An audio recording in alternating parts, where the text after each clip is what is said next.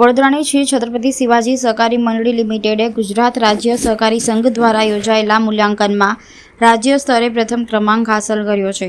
આ સિદ્ધિ બાદ મંડળીના અધ્યક્ષ ગૌરવ પવડે, મેનેજમેન્ટ અને સભાસદોમાં આનંદનો માહોલ છવાઈ ગયો હતો। અધ્યક્ષ ગૌરવ પવડે જણાવ્યું કે આ સફળતાના સભાસદોના વિશ્વાસ, ભૂતપૂર્વ વ્યવસ્થાપકોના માર્ગદર્શન અને વડોદરાની જનતાના સહયોગથી શક્ય બની છે।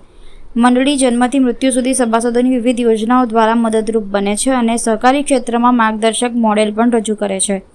મંડળી માત્ર આર્થિક સેવાઓમાં જ નહીં, સામાજિક સેવાઓમાં પણ અગ્રેસર રહી છે। દિવ્યાંગ ગરબા વિસ્તારોમાં બાઉલ વિતરણ અને ચૂંટણી જાગૃતિ માટે અનોખી પહેલ જેવી પ્રવૃત્તિઓ તેની આગવી ઓળખ છે।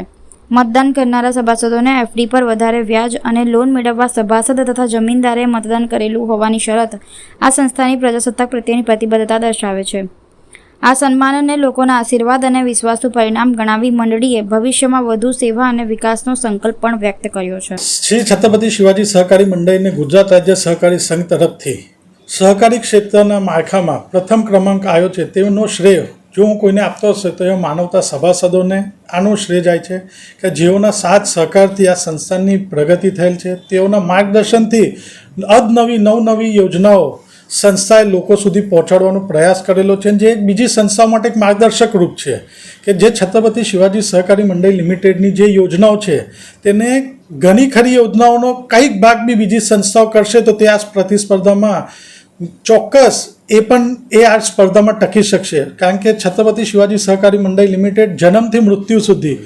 તમામ શુભ અશુભ પ્રસંગમાં સભાસદોના પડખે રહી તેઓને વિવિધ યોજનાઓના થતી, એટલે આરોગ્યને લાગતી હોય, પુત્રી રત્નનો જન્મ હોય કે પુત્રીનું લગ્ન હોય, તેઓ બધાને જ વધાવી લેવાના કાર્યો છત્રપતિ શિવાજી સહકારી મંડળી લિમિટેડથી થતા હોય છે। એટલે સંસ્થા ફક્ત સભાસદોની જોડે જોડે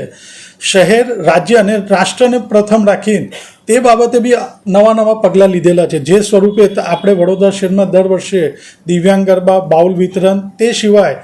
ઇલેક્શનના ટાઈમે ભારતની પ્રથમ સહકારી મંડળી હતી કે જે ઇલેક્શન અવેરનેસ માટે મતદાન કરો અને એફડી પર વ્યાજનો દર વધારેલો, તેની જોડે મતદાન કરો અને તમારા જામીનદારે મતદાન કરેલું હોવું ફરજિયાત છે, તેવા લોકોને લોનમાં વિશેષ રાહત આપવાનું કાર્ય એ ગુજરાતની નહીં પણ ભારતની પ્રથમ સહકારી મંડળી હતી। ને આની પ્રેરણા અમને જો કોઈએ આપી હશે તો એ સંસ્કારી નગરી વડોદરાની જનતા, સભાસદ, અમારા માજી વ્યવસ્થાપકોનો ખૂબ ખૂબ આભાર વ્યક્ત કરું છું। તેની જ જોડે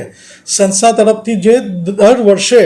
વિવિધ નવા યોજનાઓ થતી હોય છે, કાર્યક્રમો થતા હોય છે,